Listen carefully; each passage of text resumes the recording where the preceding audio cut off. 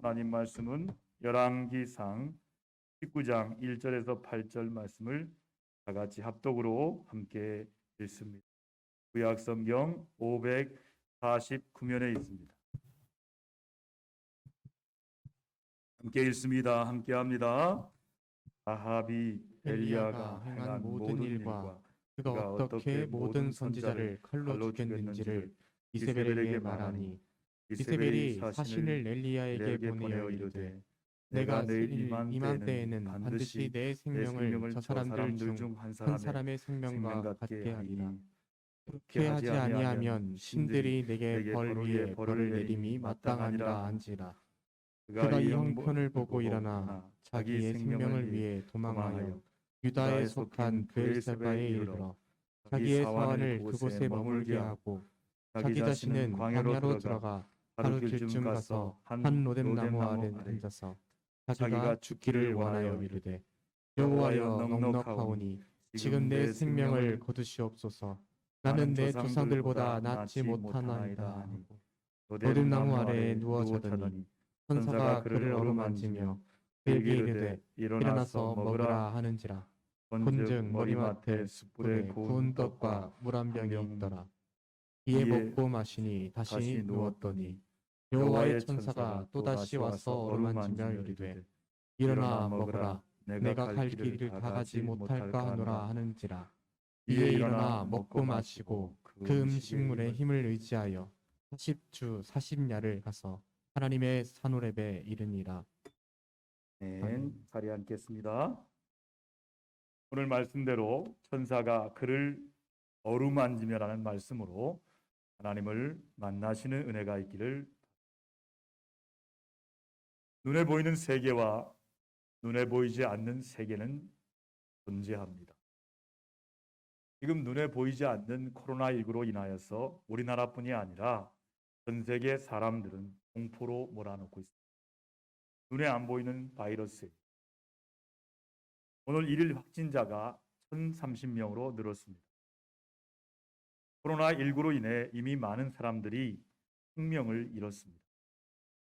이렇게 생명을 위협하는 코로나19는 사람들을 두렵게 하고 있습니다. 그 두려움의 현상으로 마스크를 꼭 써야 합니다. 사람들을 만날 때 거리를 두어야 합니다. 사랑하는 가족들조차도 만나는 것을 자제해야 됩니다. 가족 전염이 되고 있어요. 교회에서는 예배는 물론이고 성도들 간에 교제하는 것도 정말 쉽지 않습니다. 각종 모임에 참석하는 것도 두렵기는 마찬가지입니다. 이렇게 눈에 보이지 않는 코로나19는 수많은 사람들에게 두려움과 공포로 그들을 몰아넣고 있습니다. 이런 두려움의 시간들이 벌써 거의 1년이 다 되어 가고 있습니다. 이제 막 백신이 개발됐다는 소식이 들려오고 있지만 그 백신을 과연 믿을 수 있느냐, 효능이 얼마나 있느냐, 완전한 완치되기까지는, 퇴치되기까지는 아직도 요원하기만 합니다. 사람들을 두렵게 하는 것은 코로나19만이 아닙니다. 갑자기 우리 삶에 찾아온 여러 가지 질병과 각종 사고와 사건으로 인해 마주하게 될 때 우리는 두려움을 느끼기도 합니다. 사람들은 이런 것들로부터 도망치고 싶어 합니다. 그만 벗어나고 싶어 합니다. 본문 말씀에도 보면 생명의 위기를 느끼고 두려워서 도망친 사람이 나옵니다. 그가 바로 하나님의 사람 엘리야 선지자입니다. 엘리야는 이스라엘 남유다와 북이스라엘 분열되어 있을 때 북이스라엘에서 하나님의 말씀을 전했던 아주 선지자 중에 큰 선지자입니다. 그는 북이스라엘 7번째 왕인 아합의 잘못된 우상 숭배를 지적했습니다. 왕이 하나님을 믿지 않고 물질을 숭배하는 우상 숭배를 지적하였습니다. 백성들 또한 이러한 우상을 버리고 오직 여호와 하나님만을 섬길 것을 촉구했던 선지자입니다. 그런데 오늘 본문의 말씀을 보면 이러한 엘리야에게 위기가 찾아왔습니다. 바알을 철저히 숭배했던 아방의 처인 이세벨이 이 사실을 알고 엘리야를 죽이겠다고 사람을 보냈습니다. 그러자 엘리야는 생명의 위협을 느낍니다. 그래서 유다 지역인 브엘세바로 긴급하게 도피하였습니다. 그리고 엘리야는 로뎀나무 아래에서 하나님께 자신의 생명을 제발 거두어 가라고 호소합니다. 그때 하나님께서 천사를 보내셔서 엘리야를 어루만지시고 엘리야에게 먹을 것을 주셨습니다. 엘리야는 그것을 먹고 다시 힘을 얻고 하나님의 산 호렙산으로 가게 됩니다. 이것이 오늘 본문의 내용입니다. 사람은 누구나 도망치고 싶을 때가 있습니다. 어떤 것으로부터 혹은 누군가로부터 벗어나고 싶고 떠나고 싶을 때가 있습니다. 여러분이 도망치고 싶고 벗어나고 싶을 때는 언제입니까? 무엇으로부터 도망치고 싶고 벗어나고 싶으십니까? 지금도 많은 사람들이 지금 당하고 있는 어려움들이 하루속히 지나가길 바라고 있습니다. 그와 같은 일에서 벗어나고 싶어 합니다. 사람들이 무시당하고 사람들에게 무시당한 사람들은요, 세상 사람들이 싫어요. 그래서 두려워서 방 안에 갇혀서 있는 사람도 있습니다. 그것이 어떤 사람은 육신의 질병일 수도 있고 어떤 사람은 수없이 만나야 하는 사람일 수도 있습니다. 놀기를 좋아하는 아이들도요, 공부하기 싫어서요, 하루빨리 학교에서 벗어나고 싶어합니다. 본문에 나온 엘리야 역시 생명의 위협을 받고 두려워 도망치는 신세가 되었습니다. 2절에 보면 아방으로부터 엘리야 선지자가 바알의 선지자를 죽였다는 이야기를 들은 이세벨이 사신을 엘리야에게 보내어 이렇게 말합니다. 함께 합니다. 내가 내일 이맘때에는 반드시 내 생명을 저 사람들 중 한 사람의 생명과 같게 하리라. 그렇게 하지 아니하면 신들이 내게 벌 위에 벌을 내림이 마땅하니라. 여러분, 이세벨이요, 어떤 사람입니다. 이세벨은 정말 그 집안이 우상숭배 집안이에요. 아버지도 우상숭배자, 그 집안이 다 그런 집안이에요. 그 우상숭배 이세벨이 엘리야에 대해서 얼마나 분노하고 이를 갈고 있는지를 알 수가 있어요. 아방의 왕후가 된 이세벨은 철저하게 바알을 열심히 숭배하는 자였습니다. 그러니 자기가 숭배하는 바알의 선자들을 죽였으니까 가만히 있겠습니까? 한마디로 엘리야를 가만두지 않고 반드시 죽이겠다고 협박을 한 것입니다. 이러한 협박을 받고 생명의 위협을 느낀 엘리야는 생명을 위하여 도망칠 수밖에 없었습니다. 3절 4절 말씀을 보면 같이 봅니다. 그가 이 형편을 보고 일어나 자기의 생명을 위해 도망하여 유다에 속한 브엘세바에 이르러 자기의 사원을 그곳에 머물게 하고 자기 자신은 광야로 들어가 하룻길쯤 가서 한 로뎀나무 아래에 앉아서 자기가 죽기를 원하여 이르되 여호와여 넉넉하오니 지금 내 생명을 거두옵소서라고 기도합니다. 기도가 뭐 이런 기도가 다 있어요. 하나님, 나를 죽여주십시오. 하나님, 내 생명 거둬가 주십시오. 이렇게 기도해요. 연구 자료에 의하면 남유다 지역인 브엘세바는 엘리야가 머물고 있는 이스라엘로부터 무려 142km 멀리 떨어진 곳이라고 합니다. 그런데 이렇게 멀리 떨어져 있는 것도 마음에 놓이지 않아 하와는 그곳에 남겨두고 하루길 더 가서 로뎀나무 아래까지 피신을 한 것입니다. 더구나 죽음에 대한 공포와 두려움이 얼마나 컸으면 그렇게 멀리까지 도망을 가서 기도한다는 것이 자신의 생명을 거두어 달라고 그 공포와 두려움 앞에서 차라리 죽었으면 좋겠다는 것입니다. 그런데 이러한 엘리야의 모습을 앞장인 17장과 18장에 보면 엘리야의 모습과는 전혀 정반대입니다.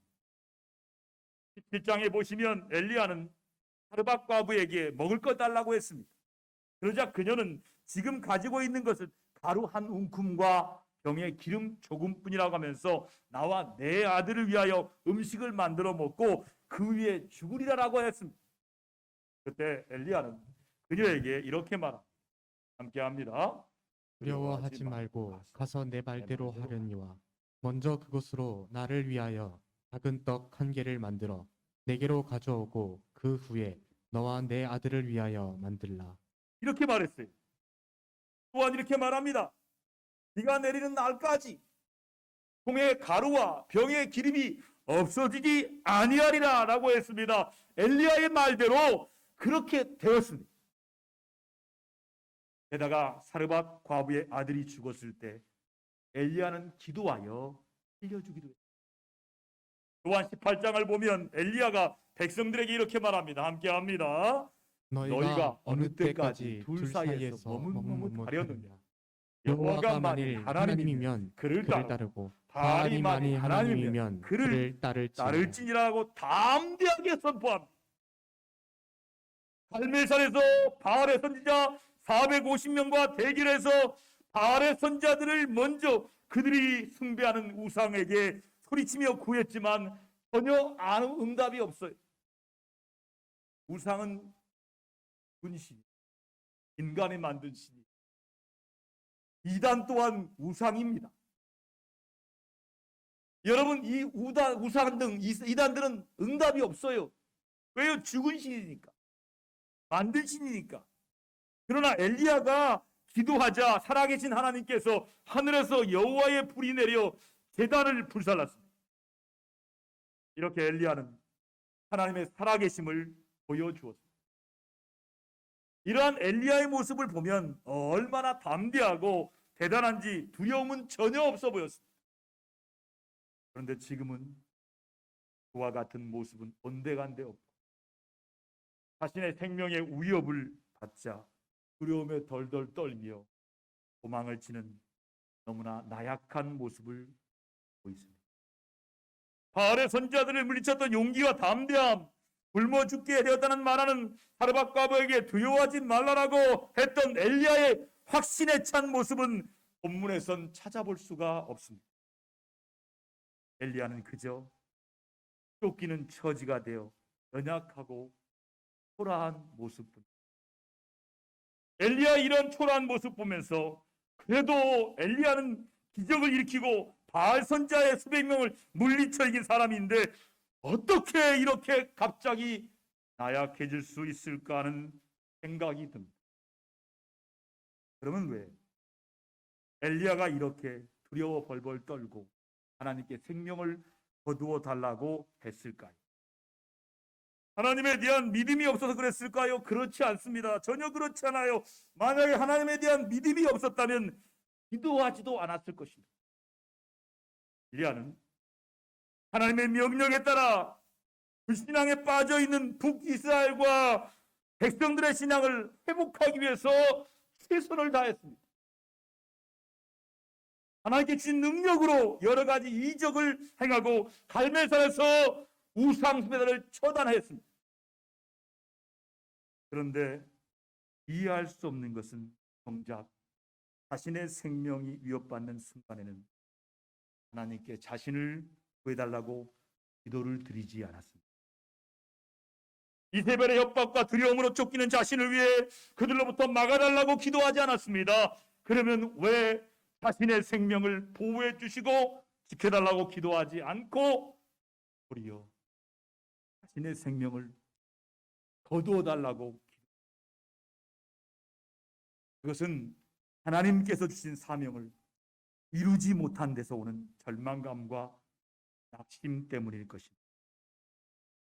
북이스라엘 왕과 백성들에게 놀라운 기적을 통하여 하나님의 살아계심을 보여주었다면, 그렇게 했다면 이제는 우상을 버리고 하나님을 찾고 그들의 신앙이 회복되어야 되는데 그렇지가 않았습니다.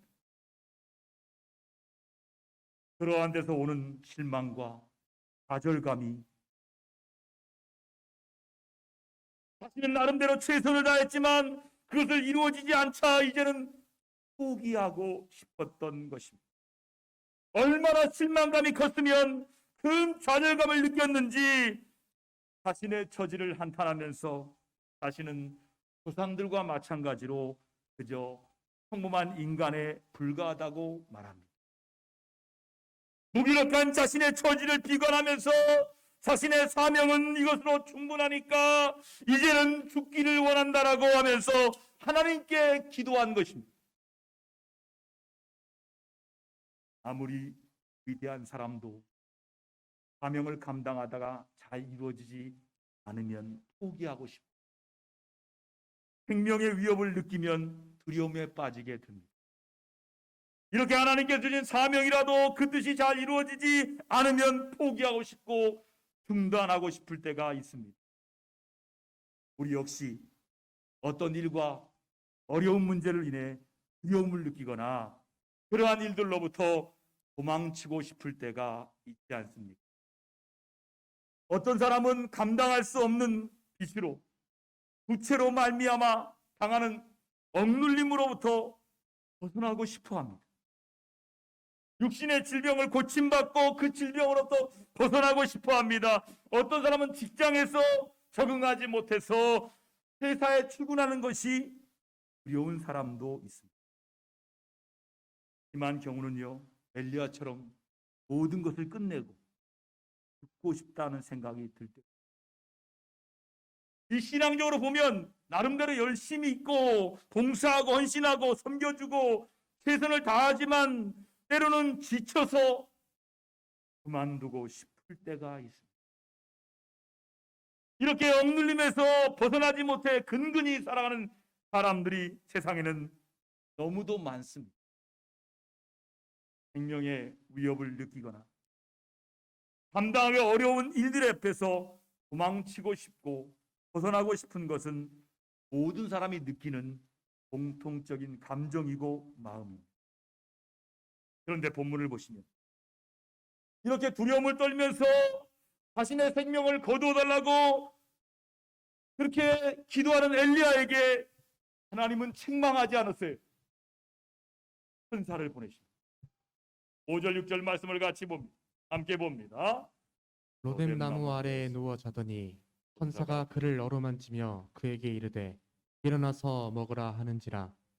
본즉 머리맡에 숯불에 구운 떡과 한 병이 물이 있더라. 이에 먹고 마시고 다시 누웠더니 하나님께서는 로뎀 나무 아래에서 지쳐 쓰러져 누워 자고 있는 엘리야에게 천사를 보내십니다. 천사를 통해서 어루만지십니다. 지금으로 말하면 마사지를 하시는 거예요. 천사 마사지. 하나님은 자신의 생명을 거두어 달라는 엘리야의 기도에 책망하지 않았습니다. 엘리야의 기도에 대해서 아무런 말씀하지 않으시고 오히려 천사를 통해서 그를 위로하고 어루만져 주십니다. 전지하신 하나님, 모든 걸 아시는 하나님은 엘리야의 심정을 누구보다 잘 아십니다. 그래서 천사를 통해서 말씀으로만 위로하는 것이 아닙니다. 심신이 지쳐 쓰러져 있는 엘리야가 힘을 얻을 수 있도록 어루만져 주시고 떡과 물을 준비해 주셨습니다. 엘리야는 그것을 먹고 누웠습니다. 얼마나 지쳤는지 떡과 물을 마시고도 기력을 회복하지 못하고 또다시 누웠습니다. 그런데 하나님께서는 천사를 통하여 다시 그를 어루만져 주셨습니다. 하나님은 이렇게 천사를 통해서 깊은 관심과 사랑을 보여주셨습니다. 이러한 하나님의 사랑으로 힘을 다시 얻은 엘리야는 다시 일어나 하나님의 산 호렙산으로 갈 수 있었습니다. 성경에 보시면 다윗처럼 아주 비참할 정도로 도망 다닌 사람은 이스라엘의 첫 번째 왕인 사울의 해임에도 불구하고 자신을 죽이려는 장인 사울이 살아있을 동안에 늘 피해 다니고 도망 다녀야만 했습니다. 왕이 되어서도 심지어 자식에게 쫓기는 실세가 될 정도로 아주 비참하고 싸기까지 했던 사람이 바로 다윗입니다. 다윗이 이렇게 자신을 죽이려는 자들로부터 도망치는 일들이 참 많았습니다. 그런데 그의 고백은 참으로 놀랍습니다. 시편에 보면 다윗은 이렇게 고백합니다. 함께 고백하겠습니다. 나의 힘이신 여호와여, 내가 주를 사랑하나이다. 여호와는 나의 반석이시요 나의 요새시요 나를 건지시는 이시요 나의 하나님이시요 내가 그 안에 피할 바위시요 나의 방패시요 나의 구원의 뿌리시요 나의 산성이시로다. 내가 찬송받으실 여호와께 아뢰리니 내 원수들에게서 구원을 얻으리로다. 라고 놀라운 고백을 하고 있습니다. 다윗은 도망치는 일들은 많았지만 하나님은 나의 반석이시요 하나님은 나의 요새시요 나의 피할 바위시요 구원의 뿌리 되신다 라고 기도하며 하나님만을 의지했습니다. 오늘날 우리도 도망치고 싶을 때가 있습니다. 엘리야처럼 빨리 죽고 싶다고 말하는 사람도 있습니다. 그러나 중요한 것은 그러한 때가 있을지라도 하나님 앞에서 기도하라는 것입니다. 엘리야는 비록 자신의 생명을 거두어달라고 절망적인 기도를 했지만 하나님에 대한 믿음만큼은 버리지 않았습니다. 자신의 생명을 거두어달라고 엘리야의 기도를 하나님은 기뻐하지 않았을 것입니다. 그럼에도 하나님은 그를 어루만져 주셨습니다. 지금의 현실이 원망스럽고 포기하고 싶을 정도로 힘이 들더라도 엘리야처럼 하나님 앞에서 기도하면서 울부짖으시기를 바랍니다. 시편 40편 5절 말씀 같이 한번 해볼까요? 함께 그 마음으로 같이 합니다. 시작. 내 영혼아 내가 어찌하여 낙심하며 어찌하여 내 속에서 불안해하는가? 너는 하나님께 소망을 들어 그가 나타나 도우심으로 말미암아 내가 여전히 찬송하리로다.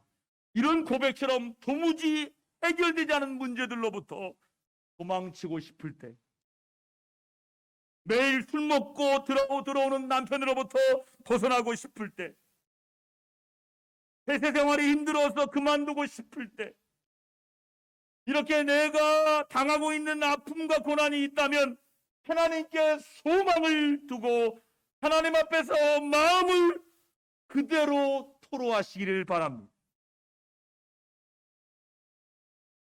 기도를 해도 어떤 분은 아주 잘합니다. 거룩하신 하나님 아버지. 근데 그 삶은 아주 싸나워요. 근데 어떤 사람의 기도는 아주 싸납게 기도합니다. 그의 삶은 거룩해요. 호소라는 기도는요, 우리를 거룩하게 만들어요. 호소하는 거예요, 하나님 앞에.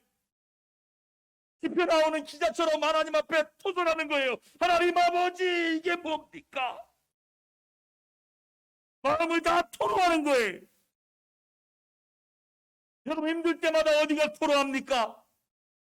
하나님 전에 남아서 토로하는 거예요. 토로하는 거예요. 하나님 아버지, 나 죽겠습니다. 토설 기도하는 거예요. 여러분 마음을 토로하시기 바랍니다. 그럼 오늘 말씀처럼 사랑의 하나님께서 어루만져 주십니다. 여러분 지금 전 세계 사람들의 공통된 공포와 두려움의 대상은 코로나19입니다. 이것은 모든 사람이 피하고 싶은 죽음에 대한 두려움 때문입니다. 모든 사람이 가장 두려워하는 것은 죽음이에요. 그 죽음을 하기도 싫고 그것으로부터 도망치고 싶은 것이 인간입니다. 엘리야도 사람이기에 자기 생명을 위협하는 이 죽음으로부터 도망친 것입니다. 그런데 이 죽음의 공포와 두려움을 해결할 분이 계십니다. 그분이 바로 예수 그리스도가 이 죽음의 문제를 해결했습니다. 예수님이 말씀하셨어요. 같이 합니다. 나는 하늘에서 내려온 살아있는 떡이니 사람이 이 떡을 먹으면 영생하리. 내가 줄 떡은 곧 세상의 생명을 위한 내 살이니라 하시니라. 내 살은 참된 양식이요 내 피는 참된 음료로다 말씀합니다.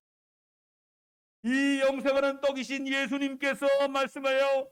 나는 부활이요 생명이니 나를 믿는 자는 죽어도 살겠고 무릇 살아서 나를 믿는 자는 영원히 죽지 아니하리니.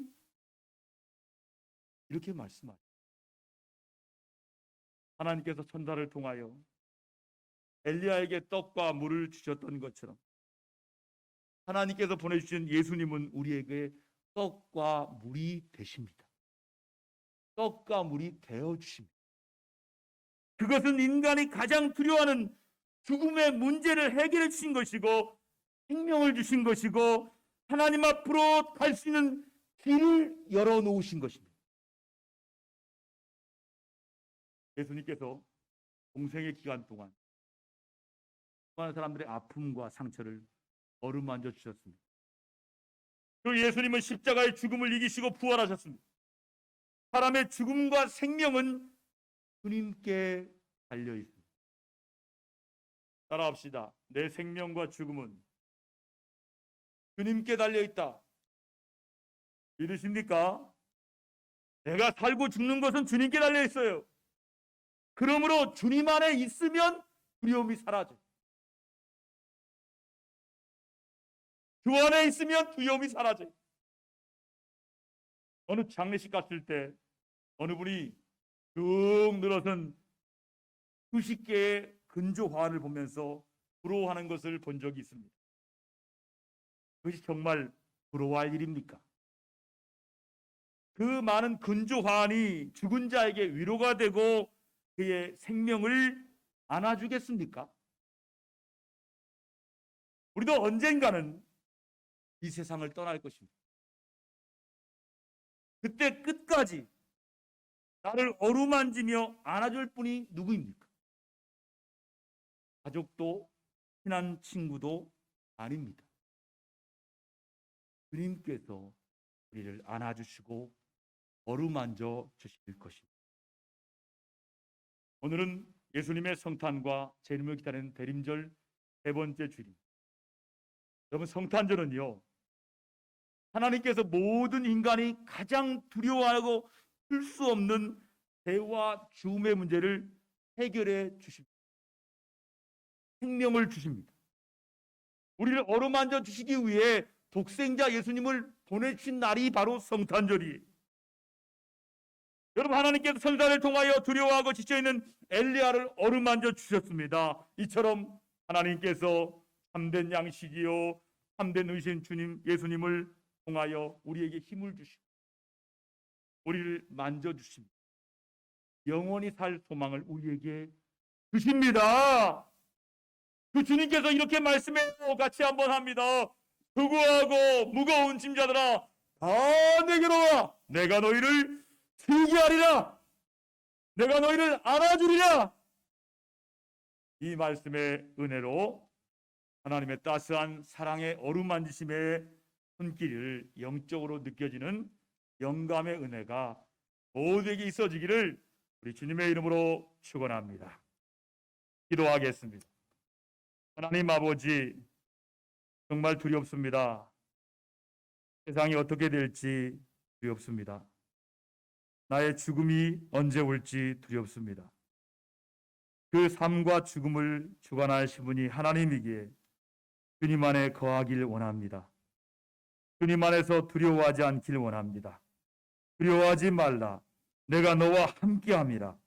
이 음성이 들려지게 하시고 영적으로 영감의 은혜가 있어서 주님의 사랑의 손길을, 천사의 손길을, 천사의 어루만짐을, 사랑의 어루만짐을 느끼는 한 주간 되게 하여 주시옵소서.